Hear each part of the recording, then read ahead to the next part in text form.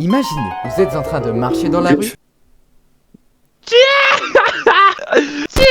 Imaginez, vous êtes en train de marcher dans la rue jusqu'à ce que quelqu'un vous fasse signe. Vous lui répondez donc, mais il s'avère qu'il ne faisait pas signe à vous, mais à quelqu'un derrière vous. Quelle est votre réaction ?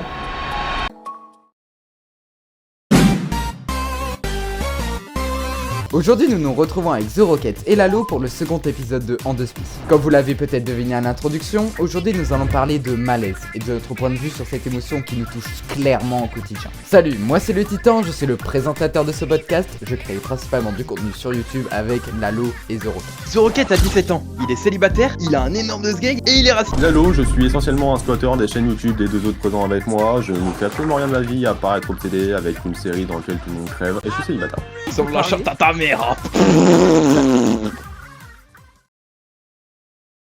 Je voulais parler de ça depuis le début dans le podcast, c'est le malaise dans l'humour. Alors qu'est-ce que vous en pensez du malaise dans l'humour ? Moi je peux commencer. Oui, vas-y, ouais. J'ai un humour un peu spécial qui capte pas avec tout le monde, vu que je suis pas forcément giga tout le temps à l'aise avec les gens que je rencontre. Et ben j'essaye de les mettre à l'aise en allant directement droit au but, soit en étant ultra gênant, soit avec une big autodérision. Et du coup ils savent absolument pas quoi répondre quoi. Mais quand la personne est complètement réceptive à ça, bah on rigole et on devient pote instant, tu vois. En soi c'est un exemple très précis là que je donne, mais il faut pas en abuser. Je rebondis sur ce qu'a dit Rocket, boing boing.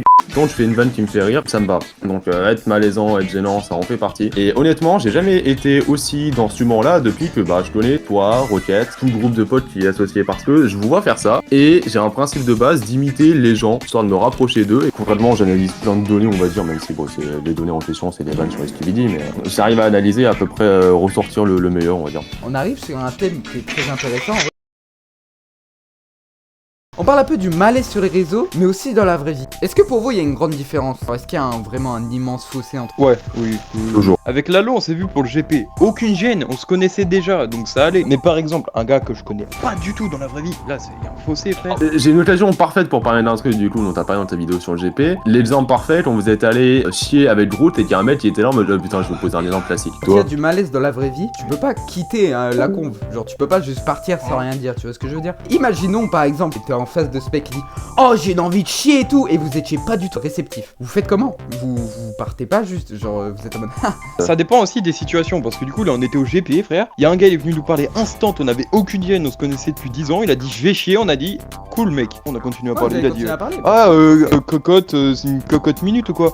Don't let me down. » Et les gens qui sont pas réceptifs à ça, ils ont souvent l'envie de dire gênant comme ça à voix haute. Ok, j'ai beaucoup de choses à dire, je déteste ce genre de personne. Même si, imagine, le gars fait exprès d'être gênant. T'as une qui va venir dire c'est gênant. Souvent, ce genre de personnes font attention qu'à leur image. Et c'est le genre de personne insupportable. Ou alors, il est avec ses potes, il est lui-même, ils ont pas forcément les mêmes centres d'intérêt et tout. Et qu'il y a quelqu'un qui vient dire gênant, ça y est, laisse les gens vivre, ferme ta gueule, sale connasse de pute de merde. Même si t'es un homme. Il y a tous ceux qui sont sur TikTok là par exemple, qui basent leur contenu sur le fait de critiquer les gens. Le Corbs par exemple. Il va prendre une vidéo, il va dénigrer la personne juste parce qu'elle a un style d'humour différent, un style de s'habiller différent, un truc comme ça différent. Ça va faire que juste le gars se prend une balle perdue comme ça en mode j'ai fait un truc mal alors que non. En fait, il y a une certaine appréhension du malaise qui se crée. Les réseaux en général donnent trop de permission à tout le monde et n'importe qui, juste pour de la haine gratuite, peut décider de faire chier quelqu'un ou de faire chier tout le monde. Il y a tellement d'hors contexte qui peuvent être créés, encore une fois, de la subjectivité, situations gênantes pour certains alors que d'autres sont juste en train de faire leur vie. Le fait d'être gênant, c'est considéré par les autres si t'es gênant, sauf si c'est vraiment volontaire de ta part, mais les réseaux c'est parfait pour aller chanter ça. Et donc maintenant, on va passer à un sujet très important. Comment l'affronter le malaise ? Comment affronter ça ? Il y a plusieurs solutions, déjà une d'entre elles ça serait de rentrer dans le jeu de la personne et de continuer la connerie, mais déjà faut y être réceptif. Perso je dirais s'en foutre. Ça n'a aucun sens en fait de se plier en quatre pour du malaise, mais après c'est facile à dire qu'à faire, parce que perso j'arrive toujours pas à l'affronter complètement et personne ne réussira je pense, mais c'est un effort à faire. J'ai un truc à dire sur ça du coup. Je suis très à fond dans l'autodérision, dans le second degré, genre même si on me balance des trucs, je suis là et je peux tout prendre avec humour. Ouais, c'est cool, t'as vraiment un vrai détachement par rapport à ça. J'ai un détachement par rapport à ma personne sur à peu près tous les sujets. Si c'est des trucs vraiment personnels, mais dans tous les cas, une personne que je rencontre comme ça n'en aurait aucune idée, j'espère. Et pour affronter le truc, moi je suis juste en mode je l'accepte. Si c'est volontaire, je peux essayer de rentrer dans son jeu. Si la personne fait pas exprès, je suis juste là en mode je laisse passer. Et en général, moi je souhaite qu'on me laisse faire mes trucs de mon côté, donc pas aller faire chier les autres non plus. Franchement, t'es un exemple. Premier Doug, t'es un exemple. Que souvent, quand il se passe une situation gênante, les gens oublient directement après. C'est une folie. Bon, est-ce que vous avez des vécus par rapport à ça ? Bon, on a un peu fait le tour, mais si vous avez des vécus, des choses à rajouter, etc., n'hésitez pas. Un exemple bien précis. Bon, je sais pas, se péter la gueule dans la flaque d'eau en 6ème et traverser la cour trempée ramper par exemple. À ce moment-là, bah les couilles, tu vois, mais plus on grandit, plus on a peur de la gêne, quand elle est involontaire surtout. Et ouais, c'est vrai que je panique un peu quand il y a ce genre de situation un peu gênante où je sais pas, je fais de la merde, où je fais une erreur, du coup ça empire le bail et juste je me mets un peu de la pression tout seul parfois. Qui a rien en vrai. On va répondre à l'intro, on va répondre à la problématique, je pense qu'on a un peu fait le tour. Imaginez, vous êtes en train de marcher dans la rue jusqu'à ce que quelqu'un vous fasse signe. Vous lui répondez donc, mais il s'avère qu'il ne faisait pas signe à vous, mais à quelqu'un derrière vous. Quelle est votre réaction?